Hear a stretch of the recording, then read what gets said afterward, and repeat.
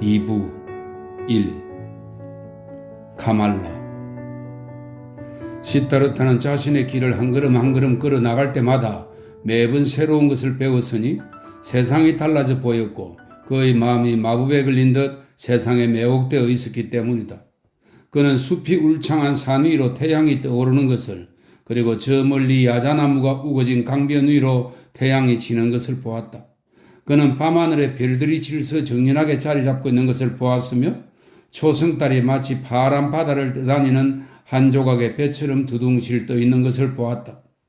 그는 나무들, 별들, 짐승들, 구름들, 무지개, 바위들, 풀들, 꽃들, 시내와 강, 풀밭에서 반짝이는 아침 이슬, 저 멀리에 파랗고 뽀얀 빛깔을 하고 서 있는 높은 산들을 보았다. 새들이 노래하고 꿀벌들이 윙윙거렸으며 벼가 익어가는 들판에는 언쟁반에 옥구슬을 구르는 듯한 청아한 소리를 내며 바람이 불었다. 이 오색 영롱한 천태만상은 항상 그 자리에 있었으며 항상 달과 해는 비추고 있었으며 항상 시냇물은 졸졸 소리내며 흐르고 있었고 꿀벌들은 윙윙거리며 날아다니고 있었다. 그러나 예전에는 시타르테에게 이 모든 것들이 자신의 눈을 가리는 무상하고 기만적인 너울로밖에는 보이지 않았다.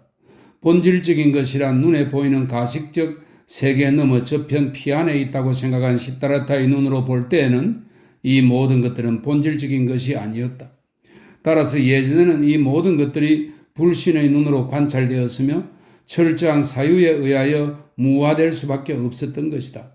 그러나 이제 깨달음을 얻어 자유로워진 그의 눈은 차 안의 세계에 머무르게 되었으니 그는 가시적인 것을 보고 인식하였으며 이 세상에서 고향을 찾았으며 본질적인 것을 추구하지 않았으며 피안의 세계를 목표로 삼지 않았다.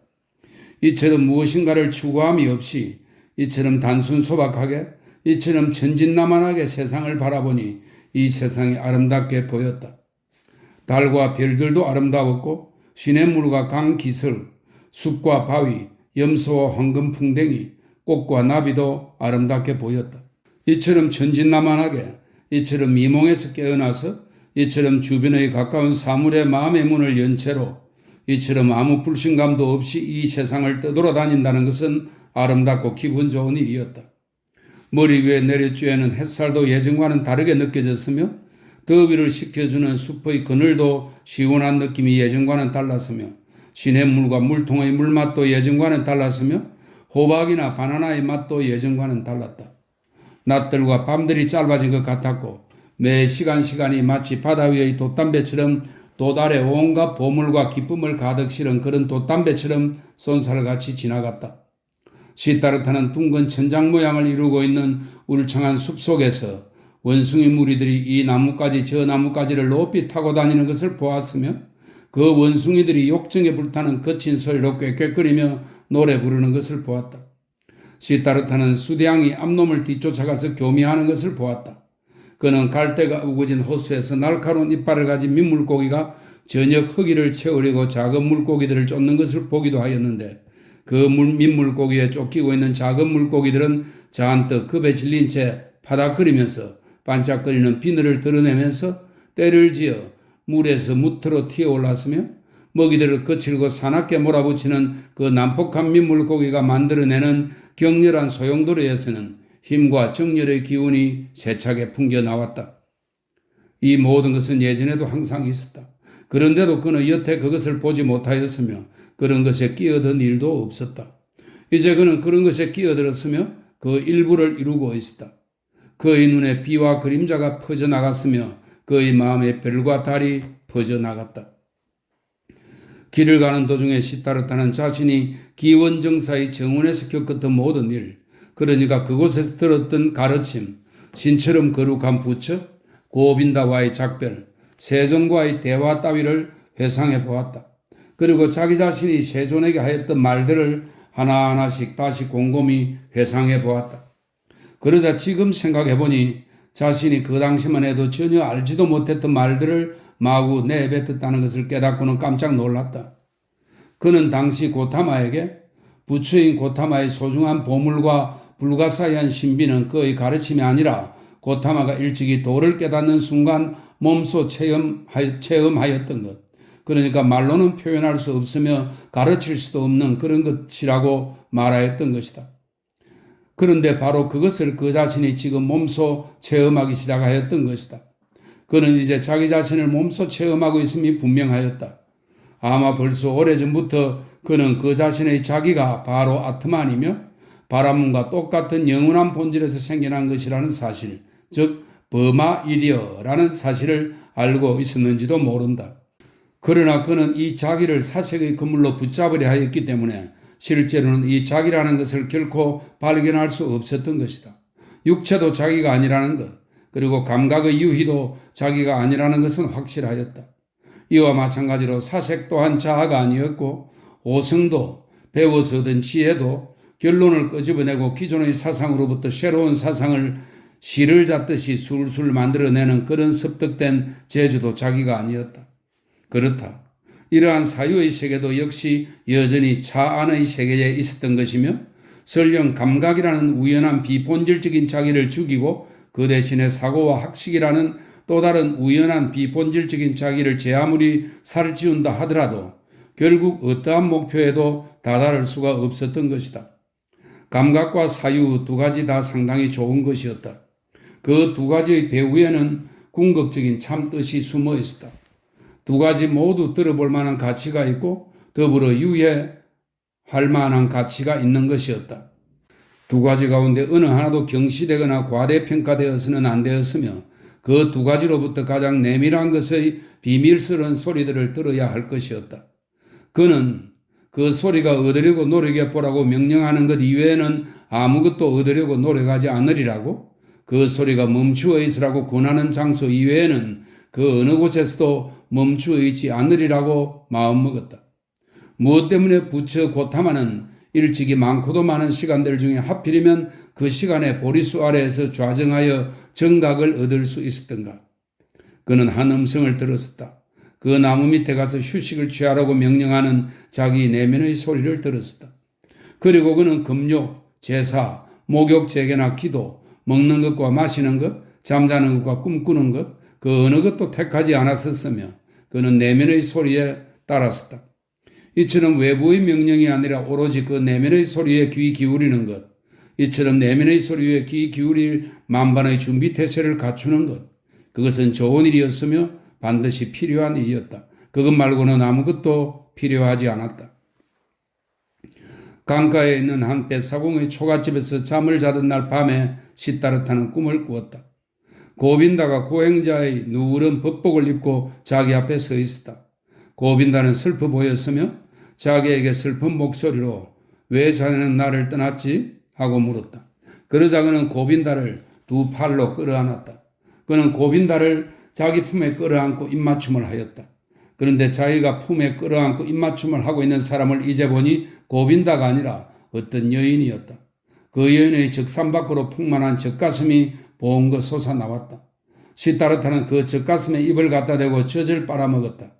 그 젖가슴에서 나오는 젖은 달콤하고 강렬한 맛이 났다. 그 젖은 남자와 여자의 맛, 해와 숲의 맛, 짐승과 꽃의 맛, 온갖 과일 맛, 온갖 쾌락의 맛이 났다. 그 젖은 그를 취하게 만들었고 의식을 몽롱하게 만들었다. 시타르타가 꿈에서 깨어났을 때 초가집 문틈을 통하여 창백한 강물이 희끄무리하게 빛나는 모습이 눈에 들어왔으며 숲속에서는 부엉이의 어두운 울음소리가 은은하고 아름다운 가락으로 울려왔다. 날이 밝아오기 시작하자 시타르타는 뱃사공이 집 주인에게 강 건너로 실어다 달라고 부탁하였다. 뱃사공이 그를 대나무로 만든 뗏목에 싣고 강을 건너고 있을 때 강의 넓은 수면은 아침 햇살을 받아 불그스레하게 반짝거렸다. 아름다운 강이로군요. 그는 뱃사공에게 말하였다. 그렇습니다. 뱃사공이 말하였다. 매우 아름다운 강이지요. 나는 이 강을 무엇보다도 사랑한답니다. 나는 자주 이 강의 소리에 귀를 기울이곤 하였으며 자주 이 강의 눈을 들여다보곤 하였습니다. 그리고 항상 이 강으로부터 배워왔습니다. 우리는 강으로부터 많은 것을 배울 수 있답니다. 강 건너편에 도착하자 시타르타는 은혜를 베풀어 주신 은인이시여 당신께 감사를 드립니다 하고 말하였다. 고마우신 분이여 당신께 감사의 선물로 드릴 것도 없고 드릴 배삭도 없습니다. 바라문의 아들이자 사문인 저는 정처 없이 떠도는 신세입니다. 잘 알고 있었습니다. 벳사공이 말하였다. 난 당신한테 배삭을 받으리라는 기대를 하지 않았습니다. 그리고 손님한테 선물을 기대하지도 않았습니다. 다음번에 나에게 답례의 선물을 주게 될 기회가 있을 것입니다. 그렇게 믿으시는 겁니까? 시타르타가 기쁜 마음으로 말하였다. 물론입니다. 모든 것은 다시 돌아온다. 이것도 강으로부터 배운 것이지요. 사문인 당신도 다시 돌아올 것입니다. 자, 그럼 안녕히 가십시오. 당신의 우정을 배삭스로 받은 걸로 해둡시다. 신들에게 제사를 올 때 나를 잊지 말고 내 목도 함께 빌어주길 바라겠습니다. 미소를 지으면서 그들은 작별하였다. 시타르타는 벳사공의 우정과 친절을 생각하며 기쁜 마음으로 미소를 지었다. 그는 고빈다 같은 사람이야. 시타르타는 미소를 지으며 생각하였다. 내가 도중에서 만나는 사람들은 모두들 고빈다와 똑같단 말이야. 모두들 감사를 받아도 시원치 않을 판인데도 오히려 고마움을 느끼다니 말이야. 모두 다 겸손해하고 모두 다 기꺼이 벗이 되고자 하고 기꺼이 순종하려 들고 생각은 별로 하지를 않아. 그 사람들은 천진난만한 어린애들이야. 정오 무렵 시타르타는 어느 마을을 지나게 되었다. 진흙을 발라 만든 자그마한 토담집들이 옹기종기 모여있는 골목에서 아이들이 뒹굴며 놀고 있었는데 호박씨나 조개 껍질을 가지고 놀거나 소리를 지르거나 서로 맞잡고 싸우기도 하였다. 그러다가 낯선 사문을 보자 무서워서 모두들 도망쳐버렸다. 마을 끝에는 길이 개울로 나 있었다. 개울가에서 젊은 아낙네가 무릎을 구부리고 앉아 빨래를 하고 있었다. 시타르타가 인사를 하자 그 아낙네는 고개를 들고 미소를 지으며 그를 바라보았다. 그때 시타르타는 그녀의 눈의 흰자위가 반짝거리는 것을 보았다. 시타르타는 나그네가 의뢰하는 그런 축복의 인사말을 한 다음 큰 도시까지 가려면 아직 얼마나 더 가야 하는지 물었다. 그러자 그녀는 일어나서 다가왔다. 젊은 아낙네의 촉촉한 입술이 아름답게 반짝였다. 그녀는 시타르타에게 농을 걸었으며 벌써 식사는 하였는지 사문들은 밤에 혼자 숲속에서 잠을 자고 여자를 가까이 하면 안 된다고 하던데 그 말이 사실이냐고 물어봤다. 이때 그 여자는 왼발을 오른발 위에 올려놓으면서 여자가 남자한테 일종의 사랑의 향락을 요구할 때 취하는 그런 몸짓을 해 보였다. 소위 사랑의 교과서에서 나무타기 설명이 있습니다. 고대 인도의 성의 문헌인 카마수트라에 묘사된 12가지의 고전적인 성교 체위 가운데 6번째 체위를 말합니다. 나무타기라고 부르는 그런 몸짓이었다. 시타르타는 몸속에 피가 달아오르는 것을 느꼈다. 그리고 바로 그 순간 전날 밤에 꾼 꿈이 떠올라 그 여자 쪽으로 약간 허리를 구부리고는 갈색을 띤 그녀 젖꼭지에 입을 맞추었다. 눈을 들어 쳐다보니 그녀의 얼굴은 색욕으로 가득한 미소를 흘러보내고 있었으며 눈을 가느다랗게 뜨고 욕정에 못 이겨 애원하는 것 같았다. 시타르타 역시 갈망을 느꼈으며 성욕의 셈이 꿈틀거리는 것을 느꼈다. 그렇지만 그는 아직 한 번도 여자와 접촉해 본 적이 없었기 때문에 두 손은 벌써 그녀를 붙잡을 만반의 태세를 갖추고 있으면서도 한순간 머뭇거렸다. 그리고 바로 그 순간 그는 자기 내면의 소리를 듣고 흠칫 놀라 소름이 돋았다. 그 소리는 그에게 안 된다고 말하였다. 이 소리가 들리자 젊은 여인의 미소 튄 얼굴에서 매력이 싹 사라져버렸다. 그 여인이 오로지 음욕으로 눈이 촉촉이 젖은 발정한 암컷으로밖에 보이지 않았다. 그는 다정하게 여인의 뺨을 어루만져 준 다음 그녀로부터 몸을 돌려 실망에 빠진 그녀를 뒤로 한 채 가벼운 발걸음으로 대나무밭 속으로 사라져 버렸다. 이날 그는 저녁이 되기 전에 큰 도시의 당도에서 기뻤는데 그것은 사람들이 너무나도 그리웠기 때문이다. 그는 너무나 오랫동안 숲속에서 생활을 해왔다. 전날 밤 그가 묵었던 벳사공의 초가집이 지붕 밑에서 오랜만에 잠을 잔 첫 번째 집이었던 것이다. 도시 입구, 아름답게 울타리를 둘러친 어느 숲 부근에서 방랑객 시타르타는 바구니를 들고 가는 한 무리의 하인 하녀들과 우연히 마주쳤다. 네 사람이 메고 가는 잘 치장한 가마 한가운데는 그들의 여주인이 알록달록한 해가리기 아래 붉은 방석 위에 앉아 있었다. 시타르타는 그 유원 입구에 서서 그 행렬을 구경하였으며 하인들, 하녀들, 바구니들, 가마 그리고 그 가마 속에 탄 부인을 바라보았다. 높이 틀어올린 까만 머리카락 밑으로 매우 해맑은 아주 온유한 매우 영리한 얼굴이 보였다. 선홍빛 입술은 막 터진 무화과 열매 같았고 눈썹은 휘어진 활처럼 곱게 손질된 채 그려져 있었고 까만 눈동자는 영리하고 사려 깊어 보였다. 하얗고 기다란 목덜미가 초록빛과 황금빛의 겉저고리 위로 오뚜간이 올라 있었으며 널찍한 황금 팔찌를 낀 투명한 빛깔의 길고 가느다란 두 손은 무릎 위에 단정히 놓여 있었다. 무척이나 아름다운 그 여인의 모습을 보고 시타르타의 가슴이 기쁨에 뛰놀았다. 그 가마가 가까이 다가왔을 때 그는 몸을 낮게 숙였다. 그러고는 다시 반듯하게 서서 그 여인의 화사하고 고운 얼굴을 바라보았으며 둥그스름한 천장 모양의 영리한 두 눈의 눈빛을 잠시 동안 읽어냈으며 자신이 알지 못하는 야릇한 향내를 풍기는 입김을 느꼈다. 그 아름다운 여인은 미소를 지으면서 고개를 끄덕이고 있었다. 그것도 한순간 그녀는 곧 숲속으로 자취를 감추어 버렸으며 뒤이어 하인들도 사라져 버렸다. 이 도시에 발을 들여놓자마자 이런 광경을 보게 되다니 좋은 징조로군. 시타르타는 생각하였다. 그는 당장이라도 그 유원지 안으로 들어가고 싶은 마음이 굴뚝 같았지만 자신의 처지를 생각해 보았다. 그러자 그때서야 비로소 입구에 서 있는 자신의 모습을 하인들과 하녀들이 어떤 눈초리로 쳐다보았던가 하는 생각이 났다. 얼마나 경멸하는 눈초리로 자기를 쳐다보았던가, 얼마나 불신하는 눈초리로 자기를 쳐다보았던가, 얼마나 쫓아내리는 듯한 눈초리로 자기를 쏘아보았던가 하는 생각이 퍼뜩 들었던 것이다. 나는 아직 사문이지. 그는 생각하였다. 아직도 변함없이 여전히 고행자요? 구걸하는 거짓 신시 아닌가. 이런 꼴로 그대로 있어서는 안 될 거야. 이런 꼴로 유언자 안에 들어가서는 안 될 거야. 이 생각을 하자 웃음이 터져 나왔다. 그는 가장 가까이에서 걸어오는 사람에게 그 유언지에 대한 것을 그리고 그 여인의 이름을 물어보았다. 그리하여 그는 이것이 카말라의 정원, 즉 유명한 기생인 카말라의 정원이라는 것을 알게 되었고, 설명입니다. 이 카말라라는 이름은 인도 신화에 나오는 사랑의 신 카마를 빗대어 넌지시 인용한 것으로 추측됩니다. 카마는 화살과 꽃다발을 들고 앵무새를 타고 다닌다는 미남신입니다. 즉 유명한 기생인 카말라의 정원이라는 것을 알게 되었고 그녀가 이 정원 말고도 시내에 집 한 채를 더 소유하고 있다는 것도 알게 되었다. 그런 후 그는 시내로 들어갔다. 이제 그에게는 하나의 목표물이 생겼던 것이다.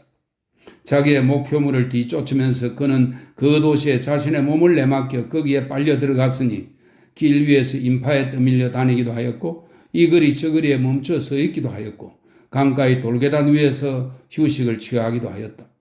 저녁 무렵 그는 한 이발소 조수와 사귀게 되었다. 시타르타가 맨 처음 그를 보았을 때 그는 지붕이 둥근 건물의 그늘 밑에서 일하고 있었다. 그 다음에 다시 비슈누 사원에서, 이 비슈누는 힌두교의 세 주신 가운데 하나로 팔이 4개이며 용 위에서 명상하는 자세로 세계 질서를 유지한다고 하는 신입니다. 다시 비슈누 사원에서 기도드리고 있는 그의 모습을 보았었다.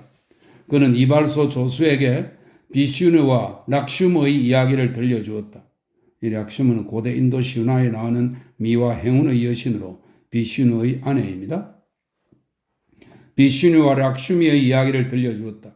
시타르타는 그날 밤 강가에 메어놓은 나룻배에서 자고 다음날 아침 일찍 이발소에 첫 손님이 오기 전에 그 이발소 조수한테 수염을 깎았으며 머리카락도 자르게 하고 빗질도 하게 하고 좋은 머리기름도 바르게 하였다. 그런 다음 그는 강물에 들어가 목욕도 하였다.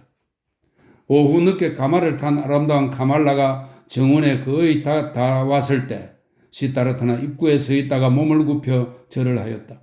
그리고 그녀의 담례 인사를 받았다. 그러나 그는 행길 맨 뒤에 오고 있던 하인을 손짓으로 오라고 한 다음 한 젊은 바라문이 대화를 나누기를 간절히 원한다는 것을 여주인에게 알려달라고 청하였다. 한참 후에 그 하인이 되돌아와서는 기다리고 있던 시타르타에게 자기를 따라오라고 하였다. 시타르타는 그 하인 뒤를 따라갔다. 그 하인은 아무 말도 하지 않은 채 그를 정자로 데리고 간 다음 그 자리를 떴다. 그 위에는 카말라가 휴식용 침상에 누워 있었다. 이제 카말라 옆에는 시타르타 혼자밖에 없었다. 당신은 이미 어제 저 밖에 서 있다가 나한테 인사를 하지 않았던가요? 카말라가 물었다. 사실 나는 이미 어제 그대를 보았으며 그대에게 인사를 하였소. 하지만 어제는 수염을 기르고 있었고 긴 머리카락에다 그리고 머리카락에는 먼지가 잔뜩 묻어 있지 않았던가요? 그대의 관찰력은 대단하시군요. 하나도 빠뜨리지 않고 모두 다 보셨군요. 그대는 어제 시타르타를 보았소. 브라만의 아들인 그는 사문이 되기 위하여 고향을 떠나 3년 동안 사문 생활을 했었어. 그렇지만 나는 이제 사문의 그 좁은 길을 떠나 이 도시로 왔는데 이 도시에 발을 들여놓기 직전에 맨 처음 만난 사람이 바로 그대였소. 가말라여, 내가 그대에게 온 것은 이 말을 하기 위해서요. 그대는 시타르타가 눈을 내리 깔지 않고 말을 거는 최초의 여인이요. 앞으로는 행여 아름다운 여인을 만나는 일이 있더라도 나는 결코 눈을 내리 깔지 않을 것이요. 가말라는 생글생글 미소를 지으며 공작 깃 부채를 만지작거리고 있었다. 그러더니 이렇게 물었다. 그러니까 시타르타가 나를 찾아온 목적이 오로지 이 말을 하기 위해서라 말인가요? 그대에게 이 말을 하기 위하여 그리고 그대가 너무나 아름답다는 사실에 대하여 그대에게 감사드리기 위하여 온 것이요. 그리고 만약 언짢게 여기지 않는다면 카밀라요, 그대에게 나의 친구가 나의 스승이 되어달라고 부탁하는 바요. 나는 그대가 도통한 그런 방면의 기술에는 아직 아무것도 아는 바가 없기 때문이요. 그러자 카말라가 큰 소리로 웃었다. 친구분, 숲에서 나온 사문이 와서 나한테 배우고 싶어 한 것은 여태까지 한 번도 없었던 일이에요. 긴 머리카락에다 치부 가르게 맞아 갈기갈기 찢어진 차림을 하고 사문이 나를 찾아온 것은 한 번도 없었던 일이고요. 많은 젊은이들이 나를 찾아오는데 그 중에는 바라문의 아들도 있지요. 그러나 그들은 아름다운 옷을 입고 세련된 신발을 신고 머리카락에서는 좋은 향내가 나고 지갑에는 돈을 두둑이 넣어가지고 오지요. 이보시오 사문, 나를 찾아오는 젊은이들은 모두 그 정도라고요? 시타르타가 말하였다. 벌써 나는 그대한테서 배우기 시작하고 있어. 어제도 벌써 나는 배운 바가 있었소. 벌써 나는 수염을 깎았고 머리카락을 빗질하였고 머리카락에 기름도 발랐소. 훌륭한 그대여. 아직 나에게 없는 것은 얼마 안 돼요. 세련된 옷, 세련된 신발, 지갑 속의 돈. 나에게 없는 것은 이것뿐이요. 그런데 시타르타는 그런 사소한 것들보다 더 어려운 일을 해내기로 결심하였으며 그 일을 해냈어. 그런데 어떻게 내가 어제 결심하였던 것, 그러니까 그대의 친구가 되고 그대한테서 사랑의 기쁨을 배우기로 결심하였던 것을 이루어내지 못하겠소? 가말라여, 그대는 내가 가르쳐 볼 만한 사람이라는 것을 알게 될 것이요. 그대가 나에게 가르치게 될 일보다 더 어려운 일을 나는 배워왔소. 그러니까 아무튼지 머리카락에 기름은 발랐으나 옷도 신발도 돈도 없는 지금 처지의 시타르타는 그대 마음에 차지 않는다는 말이죠? 웃음을 지으면서 카말라가 소리쳤다. 그래요, 귀하신 분. 아직은 마음에 차지 않아요. 나한테 귀한 손님 대접받으려면 옷을, 그것도 멋진 옷을 입지 않으면 안 되고, 신발을, 그것도 예쁜 신발을 신지 않으면 안 되고, 그리고 지갑에는 돈을 두둑이 넣고 있지 않으면 안 되고, 카말라에게 줄 선물을 가져오지 않으면 안 됩니다. 숲에서 온 사문이여, 이제 아시겠어요? 내 말을 가슴 깊이 새겨 두셨나요? 그걸 가슴 깊이 새겨 두었소이다. 시타르타가 소리쳤다. 그렇게 예쁜 입에서 흘러나오는 말을 어찌 명심하지 않을 수가 있겠소. 카말라여, 그대의 입은 마치 방금 터진 무화과 열매 같소이다. 나의 입도 붉고 싱싱하오. 나의 입은 그대의 입과 잘 어울릴 것이오. 그대도 그렇다는 것을 곧 알게 될 것이오. 그렇지만 말해보, 아름다운 카밀라여, 사랑을 배우기 위하여 숲에서 나온 사문이 전혀 두렵지 않소? 도대체 내가 무엇 때문에 그런 미혹한 사문을 자칼들 무리에서 빠져나왔으며 아직 여자가 무엇인지 전혀 알지도 못하는 그런 숲에서 나온 사문을 두려워하겠어요? 그 사문은 강하지요. 그리고 그는 아무것도 두려워하지 않소. 아름다운 아가씨, 그가 그대를 강제로 범할 수도 있을지 모르오. 그가 그대를 급탈할 수도 있을지 모르오. 그가 그대에게 고통을 줄지도 모르오. 아니에요, 사문 양반. 나는 그런 것을 두려워하지 않아요. 여태까지 어떤 사문이나 어떤 브라만이 누군가가 와서 자기를 묶어놓고 자기한테서 학식이나 경건한 믿음 그리고 시문한 통찰력을 강탈해 갈까봐 두려워하였던 적이 있었던가요? 아니죠. 그런 사람에게는 그것들이 모두 자기의 고유한 재산이기 때문이죠. 그리고 그런 사람은 그것들 중에서 오직 자기가 주고 싶은 것만을 주고 자기가 주고 싶은 사람들에게 주기 때문이죠. 그런 거예요. 가말라의 경우도 그것과 한치도 틀림없이 똑같아요. 그리고 사랑의 기쁨이라는 것도 그것과 하나도 다를 바가 없지요. 카말라의 입은 예쁘고 빨갛지요. 그러나 카말라의 뜻에 어긋나게 그 입에 한번 입 맞추려고 해보세요. 그러면 그렇게 많은 단맛을 줄 수 있는 그 입에서 당신은 단 한 방울의 단맛도 얻지 못할 거예요. 시타르타, 당신이 말귀를 잘 알아듣는 분이라면 이것도 배워두세요. 사랑이란 구걸하여 얻을 수도 있고 돈을 주고 살 수도 있고 선물로 받을 수도 있고 거리에서 주고 얻을 수도 있지만 그러나 강탈할 수는 없는 거예요. 그러니까 당신은 잘못된 길을 생각해냈던 거예요. 그래요. 만약에 당신처럼 예의 바른 젊은이가 그런 잘못된 방식으로 일을 저지르려고 한다면 그건 유감스러운 일이 될 거예요. 시타르타는 미소를 지으면서 몸을 숙였다. 유감스럽겠지만요, 카말라, 정말 지당한 말이요. 참으로 유감천만이겠죠? 안 되죠. 그대 입에서 나온 단맛이 나에게 고스란히 전달되지 못한 채 단 한 방울이라도 그냥 사라져버리거나 또한 나의 입에서 나온 단맛이 그대에게 고스란히 전달되지 못한 채 단 한 방울이라도 그냥 사라져버려서는 안 되죠. 그러면 이렇게 합시다. 시타르타는 아직 자신에게 없는 것, 그러니까 옷, 신발, 돈을 갖게 되면 다시 오기로 한다. 그렇게 정합시다. 그런데 사랑스러운 카말라요? 나에게 작은 충고를 하나 더 해줄 수는 없겠소? 한 가지 충고라? 해드리고 말고요. 자칼라 같은 사문들이 사는 숲에서 나온 가난하고 아무것도 모르는 한 사문한테 한마디 충고를 마다할 사람이 어디 있겠어요? 사랑하는 카말라요. 그러면 어디로 가야 그 세 가지를 가장 신속하게 얻을 수 있는지 좀 알려주시오. 이보세요. 많은 사람들이 그것을 알고 싶어 하죠. 당신이 배운 일을 하셔야죠. 그리고 그 대가로 돈과 신발과 옷을 얻도록 해야죠.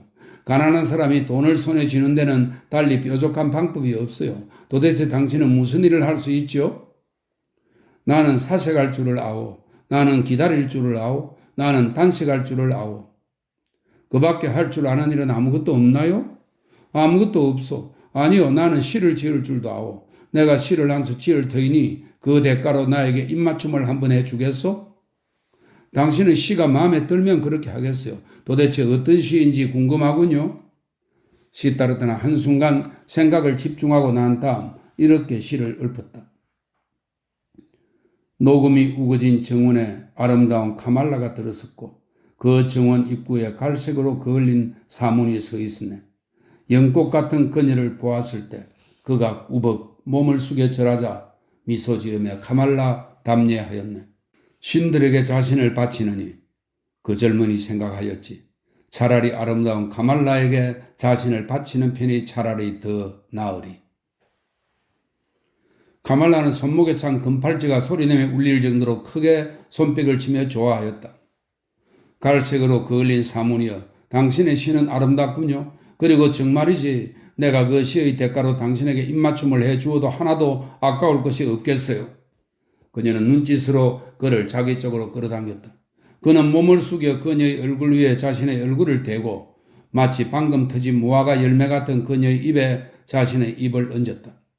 카말라는 그와 오랫동안 입맞춤을 하였는데 시타르타는 그녀가 자기한테 어떻게 가르치고 있는가, 그녀가 얼마나 지혜로운가, 그녀가 어떻게 자기를 마음대로 지배하고 자기를 기피하듯 퇴짜를 놓고 자기를 유혹하여 끌어들이는가, 그리고 이 첫 번째 입맞춤이 있고 난 다음 뒤이어 제각기 맛이 다른 일련의 질서정연하고 능수능란한 입맞춤이 어떻게 자기를 기다리고 있는가를 느끼고는 마음속 깊이 놀라움을 금할 수 없었다.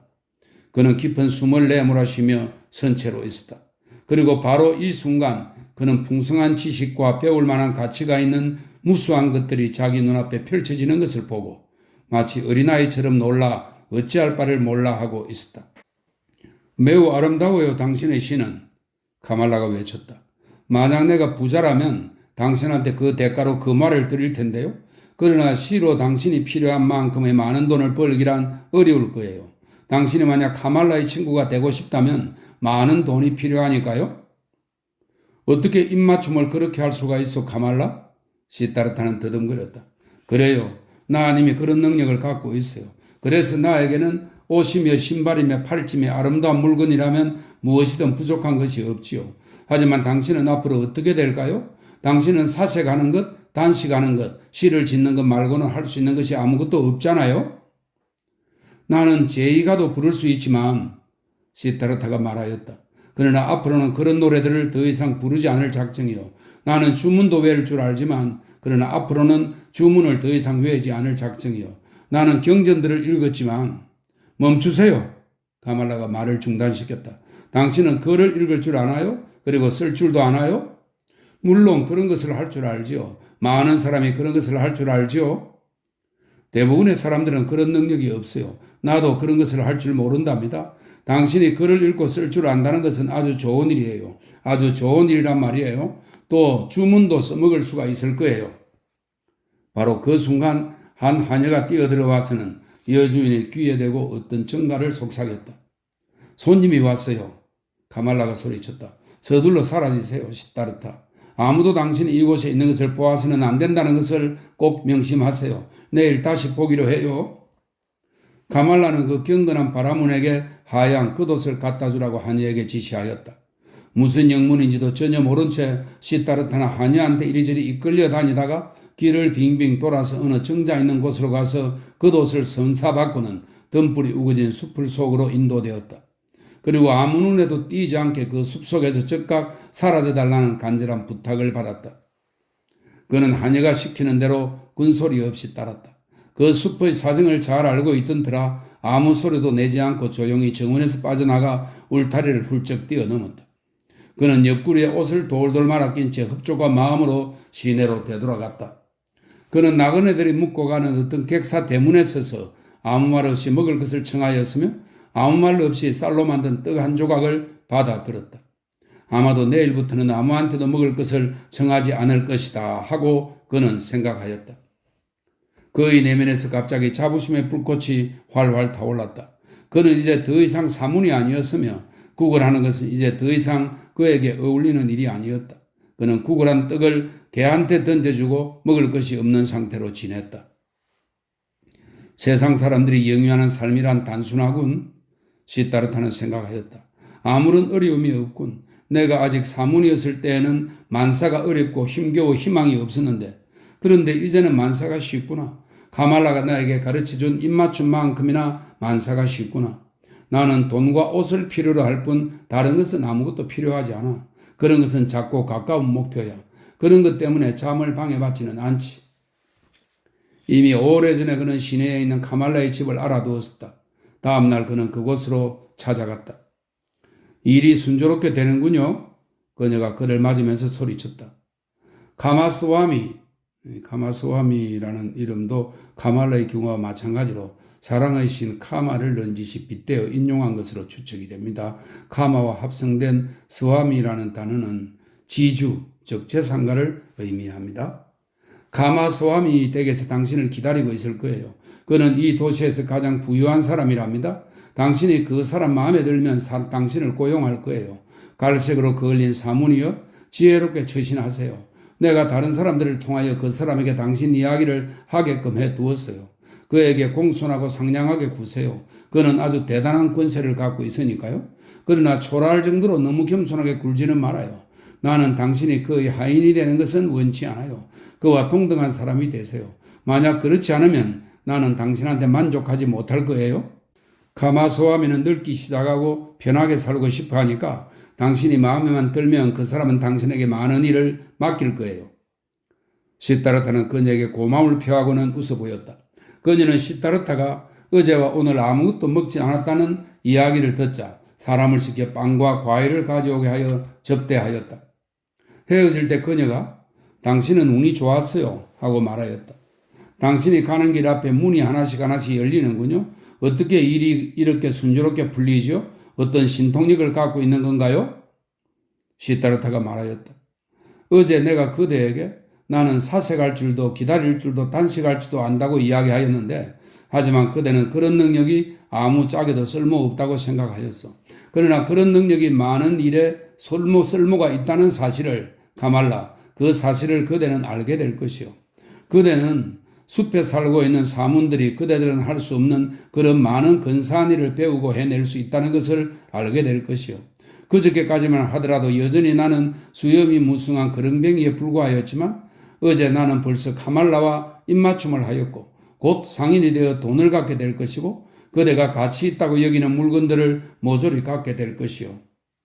그럴 수도 있겠죠. 그녀는 시인하였다. 하지만 만약 내가 없다면 당신의 처지가 어떨까요? 만약 카말라가 당신을 도와주지 않는다면 당신은 어떤 존재일까요? 사랑하는 카말라, 시다르타는 몸을 고추 일으켜 세웠다. 내가 그대를 찾아 숲에 있는 그대의 정원으로 갔을 때 나는 첫걸음을 내디딘 셈이었어. 가장 아름다운 여인에게 사랑을 배워보자는 것이 나의 계획이었어. 그 계획을 마음속에 품은 바로 그 순간부터 내가 그 계획을 이루어내리라는 것과 그대가 나를 도와주리라는 것을 알고 있었어. 그대의 정원 입구에서 그대의 눈길을 처음 본 순간 이미 나는 그것을 알고 있었어. 하지만 내가 그렇게 하려 들지 않았을 수도 있었잖아요. 그대는 그렇게 하고자 하였어. 이보세요, 카말라. 만약 그대가 돌멩이 하나를 물속에 던지면 그 돌멩이는 곧장 그 물 아래 밑바닥에 가라앉게 되겠죠. 시타르타가 하나의 목표, 하나의 계획을 세우면 바로 그렇게 되지요. 시타르타는 아무 짓도 하지 않아요. 그는 기다리고, 그는 사색하고, 그는 단식을 할 뿐이죠. 그러나 그는 아무 짓도 하지 않은 채, 몸 하나 까딱하지 않은 채, 마치 물속을 뚫고 내려가는 그 돌멩이처럼 세상 만사를 뚫고 헤쳐나가지요. 그는 이끌려가면 이끌려가는 대로, 떨어지면 떨어지는 대로 놔두지요. 그의 목적이 그를 끌어잡아 당기지요. 왜냐하면 그의 목적이 위배되는 것은 그 어느 것도 자기 영혼 속에 들여보내지 않기 때문이요. 이것이 바로 시다르타가 사문들한테 배운 것이요. 이것이 바로 어리석은 사람들이 마술이라고 부르는 것이요. 어리석은 사람들은 이것을 마귀들이 부린 조화라고들 말을 하지요. 아무것도 마귀들이 조화를 부려 생겨나는 것은 없지요. 마귀라는 것은 존재하지 않아요. 사람이라면 누구나 사색할 줄 알고 기다릴 줄 알고 단식할 줄 안다면 마술을 부릴 수 있으며 자기의 목적을 이룰 수 있어. 카말라는 그의 말을 귀담아 들었다. 그녀는 그의 목소리를 사랑하였으며 그의 두 눈에서 나오는 눈빛을 사랑하였다. 아마 그럴지도 모르죠. 그녀는 나지막하게 말하였다. 당신이 말한 대로인지도 모르죠. 하지만 아마 시다르타가 근사한 남정네라서 그의 눈길이 여인네들을 반하게 만들어 그 때문에 그에게 행운이 찾아오는 것인지도 모르죠. 시다르타는 그녀와 작별의 입맞춤을 하며 말하였다. 나의 여서성이시여, 그러면 좋겠소. 나의 눈길이 항상 그대 마음에 들면 좋겠소. 항상 그대로부터 나에게 행운이 찾아오기를 바라겠소.